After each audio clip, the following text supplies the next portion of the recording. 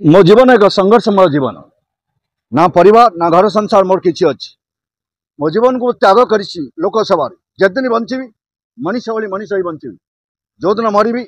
समस्त स्नेह श्रद्धा मरबी ए संकल्प 17 वर्ष बयस राजधानी माटी को आसते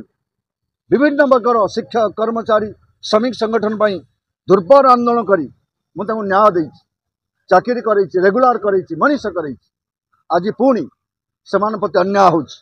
विगत सरकार अन्याय करिथिला एबर सरकार अन्याय रास्ता जाऊँ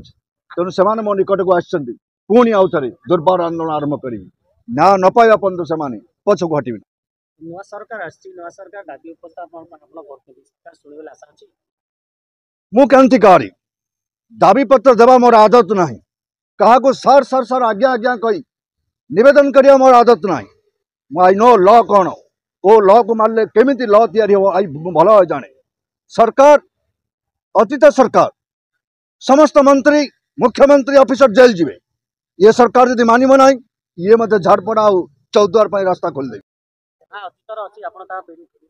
निश्चित ऑल रेकर्ड्स विथ एविडेंस मो पाखे रही केते कोटी हल्लुट केते कोटी खाई कोटे चिटिंग करमिति मनीष मरी केमिति व्यवस्था उल्लंघन होती सब रेकर्ड खोल दे मयूरभंज डिस्ट्रिक्ट बेतनड़ी ब्लॉक रू आसी एक्स कैडर महासंघर उपसभापति अच्छी आम दीर्घ 30 वर्ष शिक्षकता कलापर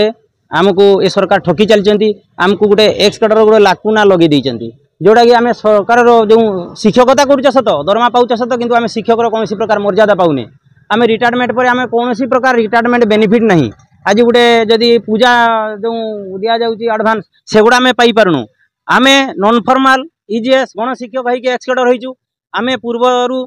गंगाधर पाणिग्राही नेतृत्व में आम लड़िकी आज आम जी बाट पहुँचु केवल गंगा भाई अवदान ले आज जदि ए सरकार पूर्वर जो सरकार भूल करते जदि ए सरकार सही भूल करती आम पुणी दुर्बार आंदोलन करूँ आगुरी जमी बाचस्पति घरे पशिकी आम निआ लगे देलु आम पोडियम उपरको चढ़ी जाइलु से भाई भाव आम विधानसभा भितर को प्रवेश करूँ एतिरे मात्र संदेह नहीं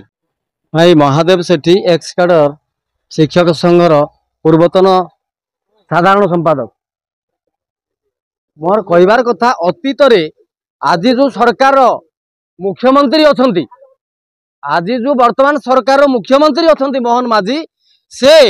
रैली माध्यम आमको सूचई जे मु जदि सरकार को आसे बा आमे जदि सरकार को आसबू ताले शिक्षक मानकर समस्त असुविधा पूरण करूँ तेणु आपण मानकर माध्यम मुझे सूचई देवाक चाहे जे शिक्षक मानकर तुरंत पदक्षेप नहीं यार समाधान करूँ नचेत आगामी भविष्य में ये शिक्षक समाज केबे भी मुख्यमंत्री क्षमा देवे ना तेणु आपण माध्यम जनवाक चाहूँगी मुझे तुरंत यार पदक्षेप नहीं समाधान करूँ आउ किसी अधिक कहबार नहीं।